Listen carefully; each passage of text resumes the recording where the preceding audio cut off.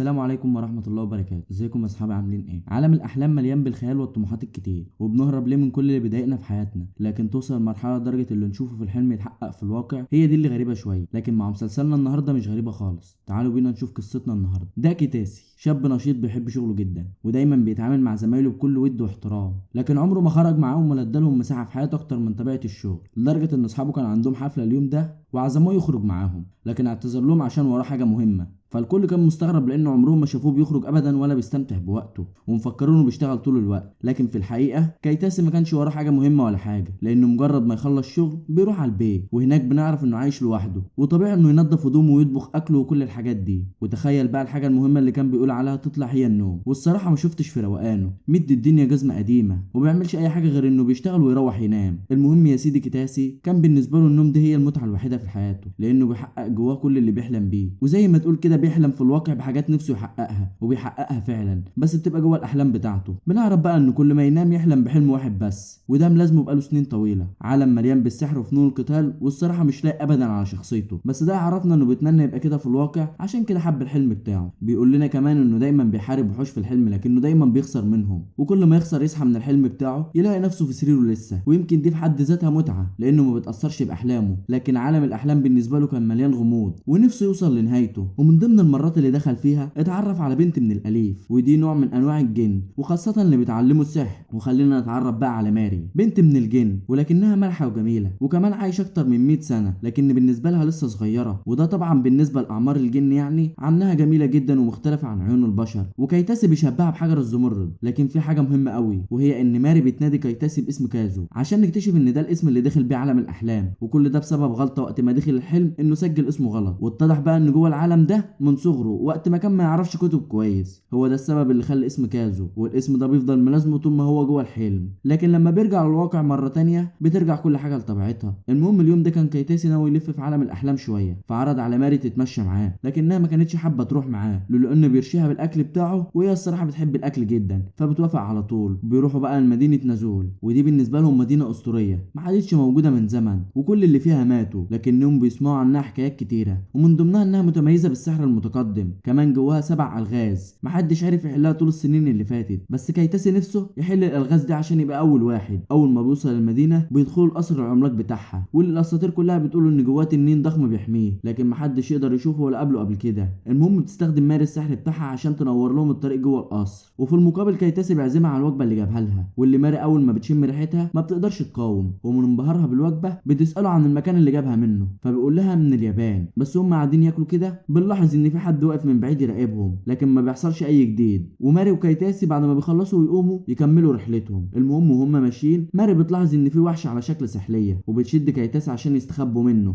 لكن كيتاسي اول ما بيشوفه بيجري عليه مره واحده، وبنكتشف اصلا انهم صحاب. والسحليه كمان بتقول له انها حاسه بالغيره عشان ماشي مع حد غيره. كل ده وماري واقفه مستغربه من طريقه كيتاسي، لانه بيتكلم بلغه الوحوش وهي ما كانتش تعرف كده، وما بيحصلش اي جديد غير انه بيرجعها تاني عشان يكملوا الطريق، فبيبقى عندها فضول تعرف هو بيتكلم لغه الوحوش ازاي. وبما انها مش فاهمه حاجه من اللغه دي فما عرفتش انهم يتكلموا عليها، لكن كيتاسي بيعدي الموضوع بكلمتين حلوين وخلاص، وبيسالها لو كانت تعرف مكان التنين اللي عايش في القصر. بس ماري بتخاف اول ما بتعرف ان في تنين اصلا، وبيفضلوا ماشيين لحد ما بيدخلوا مكان شبه اوضه عملاقه وضلمه قوي، لكن ماري كانت بتشوفه في الضلمه، واتصدمت اول ما بصت قدامها. وما ان كيتاسي ما كانش شايف حاجه فما تخافش زيها، عشان كده ماري القت عليه تعويذه انه يشوف في الضلمه، وفجاه لاحظ التنين اللي نايم قدامه، فقرر انه يشدها ويهربوا بسرعه، وبيطمنها ان في مخرج قدروا يخرجوا منه. لكن التنين بيصحى فجاه والباب بيتقفل عليهم، ومبقاش قدامهم اي فرصه للنجاه. والموضوع بيزيد خطوره اكتر لما التنين بيبدا ينفس عليهم النار بتاعته، فكيتاسي بيحضن ماري عشان يحميها. وبعدها بنرجع تاني للواقع، وكيتاسي بيقوم من الحلم، هو مش فاهم ايه اللي حصل، لكنه بيطمن انه لسه عايش وان كل ده كان حلم، بس بيبقى مشغول شويه على ماري واللي جرالها، لانها بالنسبه له شخصيه تخيليه موجوده في حلمه بس. لكن بيتفاجئ بقى لما يبص جنبه بيلاقيها نايمه، ومن ذهوله بالموقف مش عارف هي جات له الواقع ازاي. وقتها ماري بتقوم من النوم هي كمان، وتقريبا في تعويذه سحريه مرتبطه بكيتاسي هي اللي نقلتها معاه، وما بتبقاش مصدقه انها موجوده في بيته. لكن لما بتاخد بالها ان قريب قوي منها بتصرخ، فبتقوم كيتاسي من السرير بسرعه وبيطمنها، ومحدش بيبقى فاهم ايه اللي حصل بالظبط. عشان كده كيتاسي اول حاجه بيعملها انه ينزل يشتري لها هدوم، وما ان في القسم الحريمي فكل الناس كانوا مستغربين، هو كان محرج جدا من الموقف. ولما بيرجع البيت بيكتشف ان ماري واقفه تتفرج على المدينه من الشباك، ومبهوره انها موجوده في مكان اول مره تشوفه، وده لانها واقفه جوه شقه في عماره عاليه، وبالنسبه لها المرتفعات دي ما كانتش كانتش موجوده في العالم بتاعها، عشان كده كانت متحمسه تلف البلد كلها وتتعرف عليها. وبعد ما بتغير هدومها بياخدها معاها يغديها الاول، وكل اللي طالع عليها انها مبهوره بالعالم الجديد وعماله تجرب في كل حاجه تقابلها. والواد الصراحه ما قصرش معاها خالص، ده اخد لها اجازه من الشغل عشان بس يفسحها، وبيحاول يفهمها انها جايه من عالم خيالي بالنسبه له، وانه كان بيعيش ما بين عالمين لكنه مش عارف ايه اللي حصل ودخلهم على بعض وخلاها ترجع معاه العالم الواقع.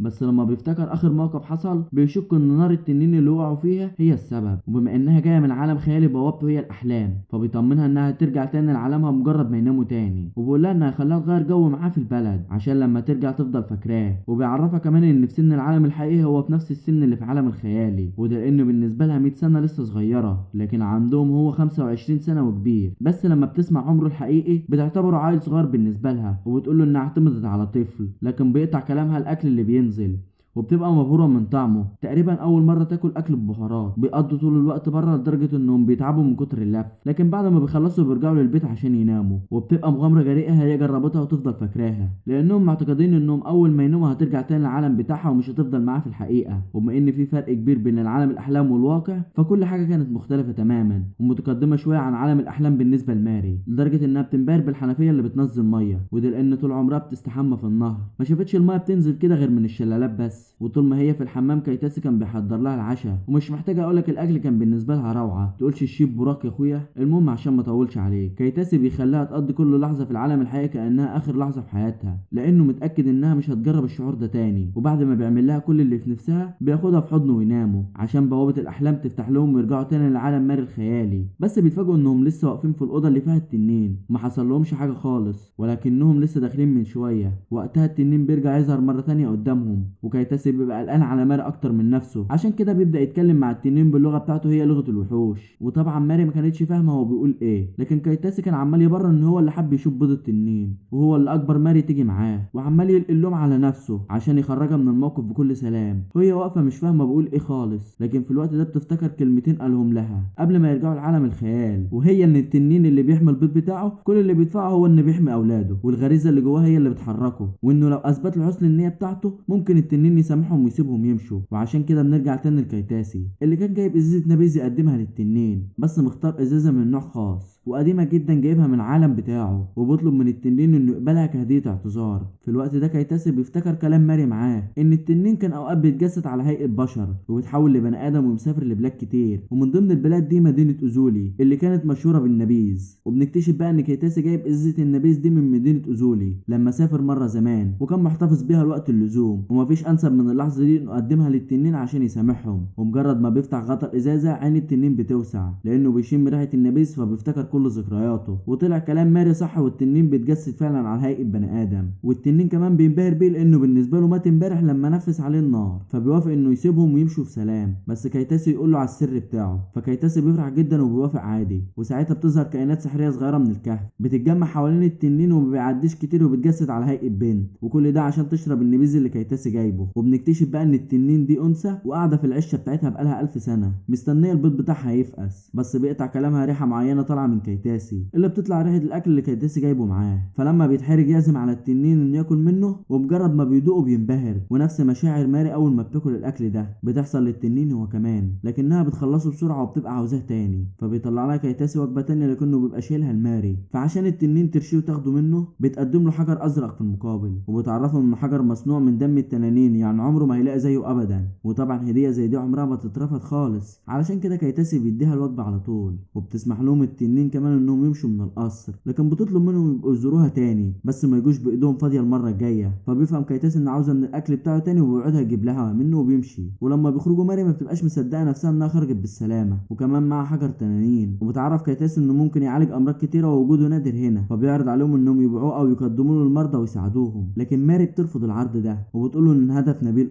بس محدش هيصدق بوجود الحجر، وكمان لو اكتشفوا انه معاهم اكيد هيسالوهم جابوه منين، وساعتها مش هيقدروا يسكتوا ويقولوا على مكان التنين، فلازم يخبوا السر ده عشان ما يخلفوش وعودهم معاه. في اللحظه دي كيتاسي بيفتكر اسطوره مدينه اوزولو، وبيقول ان حل اول لغز، وده لانه بيفتكر ليه سكان المدينه هنا اختفوا. وبيحكي لماري ان التنين بيبيض بيضه واحده كل 1000 سنه، والسكان كانوا طمعانين فيها فكانوا بيحاولوا يسرقوها دايما، لكن مع كل محاوله كان عدد كبير منهم بيموت لحد ما خلصهم كلهم.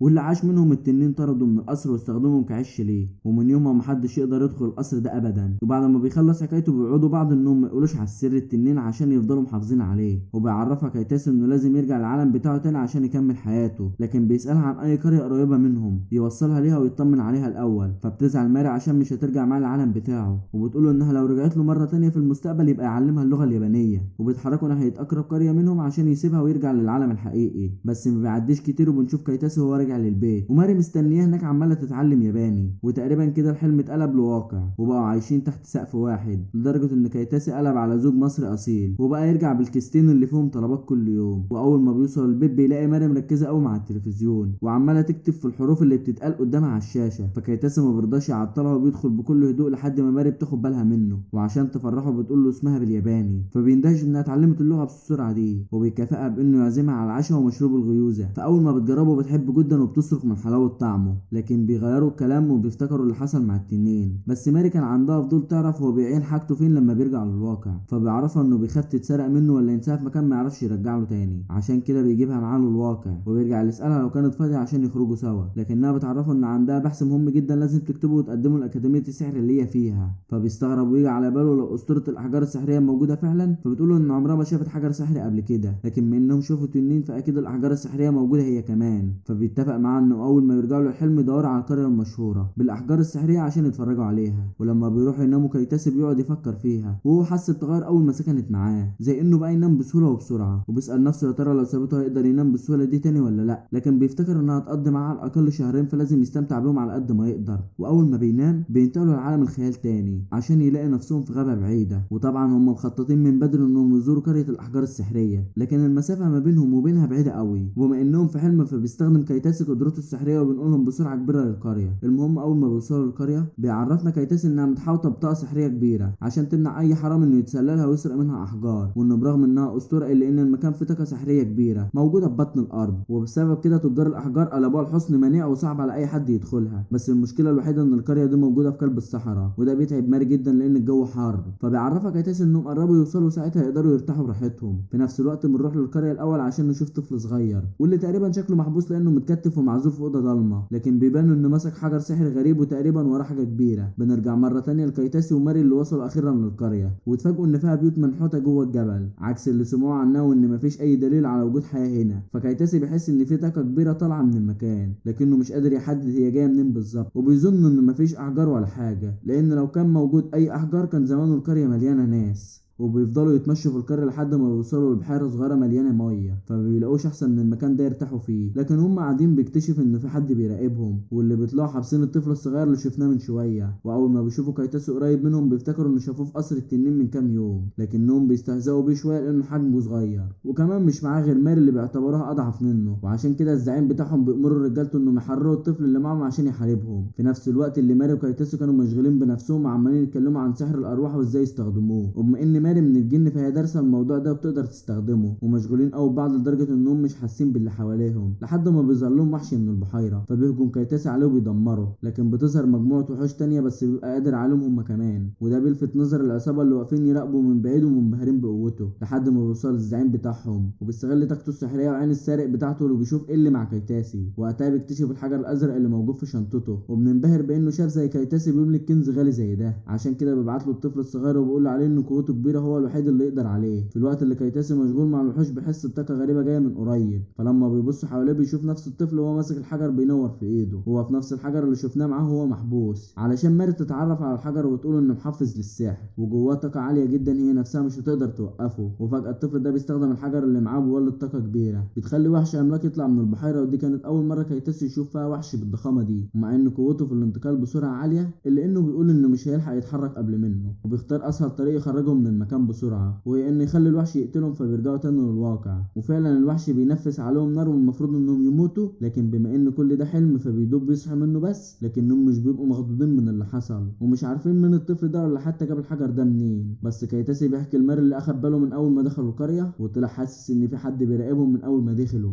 لكنه ما كانش متاكد لحد ما ظهر الطفل قدامهم. وبيقول لها ان شكله كان خايف شويه وكانه كان بينفذ تعليمات حد تاني، وان اكيد العصابه بتدور على جثتهم دلوقتي والشنطه بتاعتهم ومش لاقيين لاقيين حاجه، بس بما انهم رجعوا العالم بتاعهم بقى فبيستمتعوا بيه لحد ما يشوفوا حل ويبقوا يرجعوا يواجهوهم تاني. لكن اليوم ده كان كايتاسي راحه فيه، وعشان كده بقرر يفسح ماري، فبياخدها ويطلعوا يتمشوا في المدينه. لكن طول الوقت كان بيفكر في الطفل اللي شافه وعمال يسأل نفسه عنه وازاي وصل للمكان ده ومين هو، وحتى الحجر اللي معاه ازاي حصل عليه. لكن بما انه وعد ماري يفسحها فبينشغل بيها شويه وبياخدها المكتبه عشان يعلمها اللغه. بس اول ما بيوصلوا كان بيفكر يبدا معاها بكتب الاطفال، فهي حست بالاهانه شويه وقررت تقرا كتب اكبر من كده، فسابها تختار اللي على مزاجها. لكن من حظه بقى انه بيقابل واحده زميلته عارفاه كويس، فبيقلق انها تفهم حاجه غلط بينه وبين ماري، فبيكذب عليها وبيقول لها انها قريبته جايه في زياره، وبما انها غريبه فبيحب يعلمها اللغه بتاعتهم وكده. فالبنت بتفرح انه اخيرا بقى يخرج مع حد وبتعرف على ماري، وبنعرف بقى ان اسمها كاو. بس ماري بتنطقه بطريقه غريبه وده بيضايقها جدا، وبتبقى حاسه ان نطقها غريب عنهم بكتير. لكن كان باين انها غيرانه من ماري انها اجمل منها. وبالصدفه هما بيتكلموا بيكتشفوا انهم ساكنين في نفس العماره، وده بيقلق كايتاسي شويه وبيخاف تعرف بعلاقته الحقيقيه بماري. لا والمصيبه انها بتعزمهم يتغدوا عندها في مره، وبتعمل حجه انها عاوزاها تتعرف على ماري ويبقوا اصحاب. لكن ماري ما بتطمنش غير بوجود كايتاسي معاها، عشان كده بتوافق بشرط انه يروح معاها. المهم بعد ما بيخلصوا بيروحوا البيت، فكايتاسي بيشغل لها التلفزيون اللي بتبقى مبهوره بيه، وكمان انها شايفه ناس بتتحرك قدامها، وبيسيبها عشان يحضر لها كيكه وبعدين بيرجع يطفي النور، وبيقضوا وقت ممتع سوا ولكنهم متجوزين والله. ده حتى المتجوزين ما بقوش يعملوا كده، بس ما علينا. لكن من فرحه ماري بتطلب منه يوديها المكان زي اللي شايفاه في التلفزيون كده، وهو ما بيرضاش يكسفها فبيعرفها انه ياخد اجازه مخصوص ويوديها. وبعد الفيلم ما بيخلص يا عم بتنط فوق كايتاسي من كتر الفرحه، وده لانها كانت مبهوره باللي شافته، وبتطلب منه يشغل لها الفيلم مره تانية من البدايه. وبما انه خلاص مل منه فبيشغلوا له وبيروح هو يحضر العشاء. لكن وهو مشغول في المطبخ بيحصل زلزال عندهم، لكن ما بيطولش كتير. بس بعد ما بيقف كايتاسي بيسأل نفسه عن ماري، وطبعا لانها اول مره تجرب الزلزال فمش عارفه شعورها ايه. المهم بعد ما بيتعشوا سوا ماري كانت واخده بالها ان كايتاسي هادي جدا، برغم انهم لما هيناموا هيرجعوا للمشاكل تاني. فبصنعة لطافه كده بتسأله هو هيعمل ايه لما يرجعوا، فبيقول لها انه بيفكر يطور مهاراته ويهربوا بسرعه من المكان.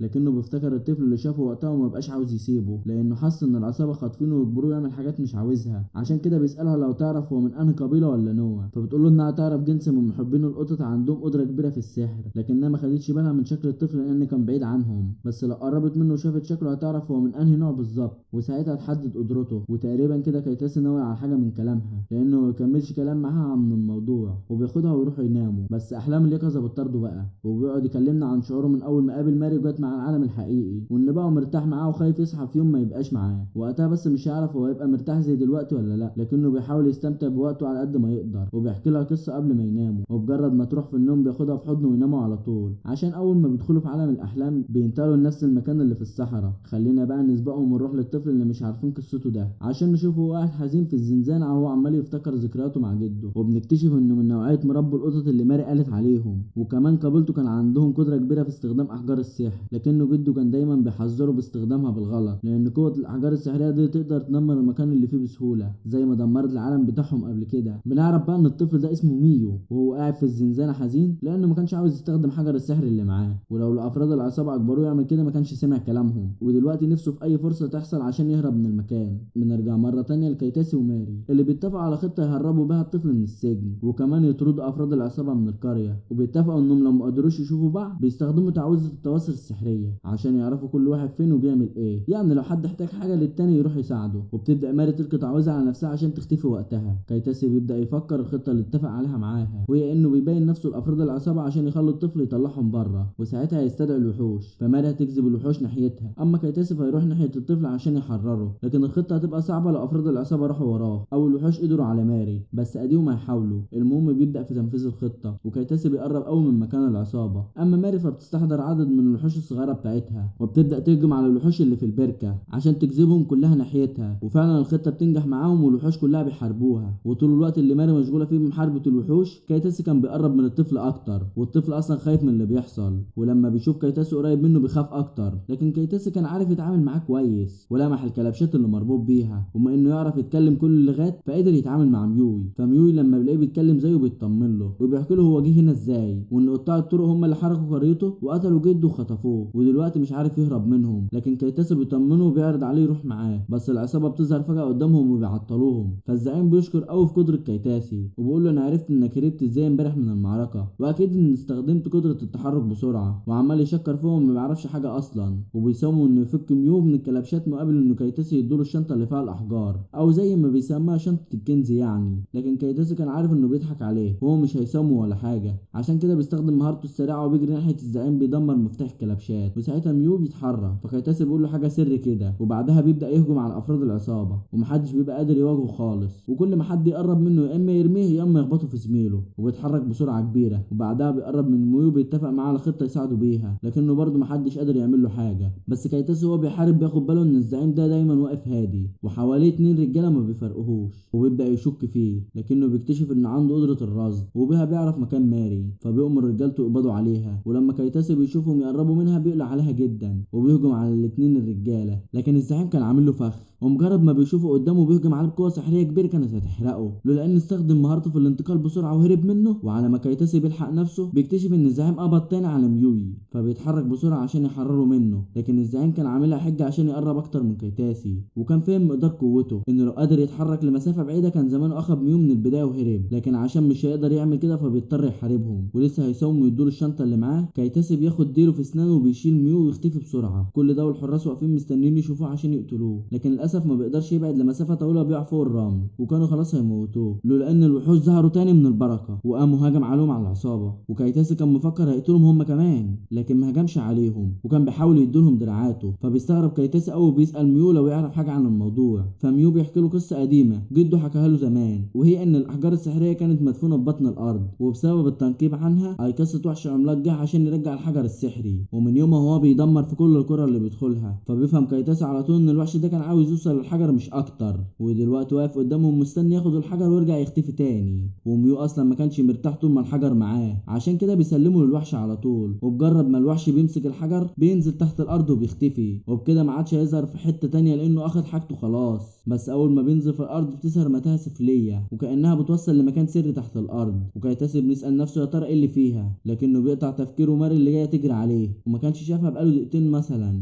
فحس انه ما شافهاش من مده طويله. القلوب بتحن يا جماعه بقى. لكن ماري لما بتاخد بالها من ميو بتفرح جدا، وخاصه انها بتحب القطط، فما بالك بقى ان ميو من نفس الفصيله ومتكلم كمان. المهم كيتاسي بيستدعي شرطه المدينه، اللي اول ما بيوصلوا بيتفاجئوا ان شاب صغير في السن ده قدر على عصابه كبيره زي دي، وبيشكروه على مجهوده وان ساعتهم يوقفوا الوحوش. لكنهم كانوا خايفين من المتاهه اللي ظهرت تحت الارض فجاه دي، لانهم ما يعرفوش اخرتها ولا ايه اللي جواها، فممكن يبقى فيها وحش تاني مثلا يدمر لهم المدينه كلها. لكن في العموم هم بيفرحوا ان الوحش اللي كان بيهاجمهم طول الوقت اختفى خلاص. بس كيتاسي مش ناسي ميو خالص، وبيوصي الظابط انه يهتم بيه هو وقبيلته. وتاني يوم بنشوفه هو قاعد يتكلم مع ماري عن المتاهه وازاي هو متحمس عشان يستكشفها. لكن ماري بتصدمه وبتقوله ان النقابه السحريه اللي هي فيها اكيد مش هيقتنعوا بيها وبقوتها، ويبعتوا ساحر تاني اعلى منها في الرتبه عشان يكمل المهمه. فبيتصدم كيتاسي وبيقول لها انه مش هيوافق يستكشف المتاهه غير معاها هي بس. في نفس الوقت بنرجع تاني للتنين مره تانية، وهي بتقول جمله غريبه ان فتحه المتاهه دي اكيد هيجلب الشر والمصايب على العالم، وتقريبا مخبيه سر كبير. لكن بتفرح قوي عشان البيض بتاعها بدأ يفقس، وبتتمنى لو كان كيتاسي وماري موجودين دلوقتي عشان يشاركوها فرحتها. المهم كيتاسي وماري اصلا كانوا رجعوا للعالم الواقعي، واليوم ده كيتاسي كان رايح للشغل، بس قبل ما يمشي بيعرف ماري انهم هيرجعوا تاني ولازم يستكشفوا المتاهه سوا، لانه مش هيبقى متحمس قوي غير وهي معاه. فبتقول له ان في طريقه واحده بس تخليها تفضل معاه، وهي انهم يروحوا لاكاديميه السحر ويعرفهم انه معتمد عليها، بحيث انهم لما يلاقوها قويه وكمان قادره تستكشف حاجه اكبر من قوتها يوافقوا على طول. فبتحمس كيتاسي وبيتفقوا انهم اول ما يرجعوا يزوروا اكاديميه السحر ويتكلموا معاهم عشان يقنعوهم. لكنه طول الطريق كان بيفكر في اللي حصل مع العصابه، وانه كان قادر يشكل فريق كويس مع ماري ويهجمه، لكن كان ناقصهم حاجه مهمه قوي هي الدفاع. ولما حسوا انه يخسرها قلق جدا، وما معهوش فلوس تكفي انه يأجر شخص تاني يدافع عنهم. لكنه لازم يتصرف بسرعه لان المره دي المغامره هتبقى صعبه ومش عارف ايه اللي هيقابلهم في المتاهه. بنرجع لماري اللي عامله نفسها فيها ست بيت وبدات تتعلم التنظيف والطبخ، وكل ده عشان عيون الحاج كيتاسي. فبتطلع كتاب قبل النظيره بتقعد تقرا فيه عشان تطبخ على ما يرجع، لكن بتبهدل بهدل الدنيا على الاخر.